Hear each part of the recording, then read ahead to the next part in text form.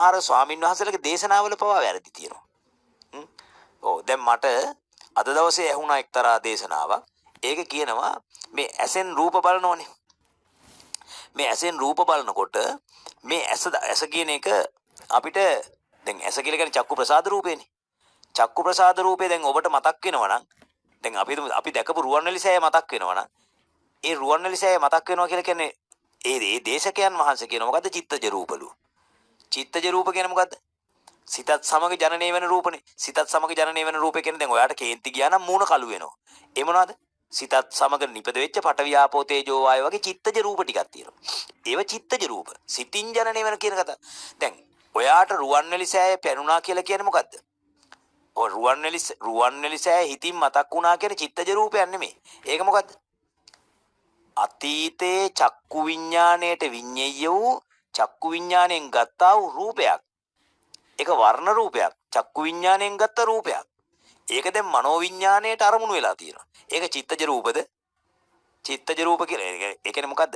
අභිධර්මයේ ඉගෙන ගන්න නැතුව මේක කියන්න ගියාම අහුවෙච්ච ඒ චිත්තජ රූප කියන්නේ හිතට පේන රූප, හිතින් දකින්න රූප. දැන් රුවන්වැලි සෑය දැන් මේ වෙලාවේ මතක් කරු රුවන්වැලි සෑය දැන් මට මතක් වෙනවනේ. ගෙදර මතක් කරගන්න. ඒක චිත්තජ රූපනේ. චිත්තජ රූප කියනම සිත නිසා. දැන් ඔයාලට රුවන්වැලි සෑය ගාවට ගියාට පස්සේ සැහැල්ලු ඇඟ සැහැල්ලු වෙනවා. ඒ මොකද්ද? කුසල සිතත් එක්ක උපදින මොනවාද? කුසල සිතින් ජනනය වෙන චිත්තජ රූප ටික. ඒසයි ඒව ලහුතාවේ වැඩි. ඒව මේ ඇඟ ඇතුලේ උපදින පඨවි ආපෝ තේජෝ වායෝ වගේ රූප ටික. ඒව චිත්තජ රූප කිව්වට දැන් අර කියලා තියෙන චිත්තජ රූප නෙමෙයි පැහැදිලි කතාව. දැන් ඔබට ඔබේ ගෙදර මේ වෙලාවේ S2 පියාගෙන මතක් කරන්න පුළුවන්. මතක් කරන්න කියන මනෝ විඥාණයට අරමුණු වෙනවා. අතීතයේ ඇසෙන් දැකපු රූපය මේ වෙලාවේ හිතින් දකින්න.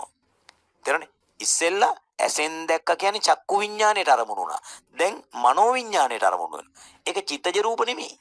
අන්න ඒ වගේ මේ ලෝක දෙයක් දන්නේ නැතුව ඔහෙ කියනවා. ඉතින් ඒකට භාවිතේ මිනිසු ඇත්තටම ඉතින් මෙහෙමනේ. ආමුදුරෝ මහවැස්සිනේ. ගිහියෝ පැටවුනේ. දැන් මහවැස්සි දුන්නොත්නේ කිරි ටික පැටිය බොන්නේ. ඒතර නේද? මහවැස්සිට කිරි නැත්නම් පැටියට කොහොමත් නැහනේ. ආන් ඒ වගේ වැඩක් වෙලා තියෙනවා. ඒ නිසා මම මේ හාමුදුරුවෝ විවේචනය කරනෝනේ ධර්ම කරුණ අධර්ම කරුණයි මං කියන්නේ. හරිද? සියලු දෙනාම ස්වාමීන් වහන්සේලා බොහොම හොඳයි. හැබැයි කරුණ වැරදි නම් මගේ තාත්තා කිව්වත් ඒක අධර්ම කරුණක්. ඒක වැරදි. ප්‍රතික්ෂේප කරන්න ඕන. ප්‍රතිබාහනය කරන්න ඕන.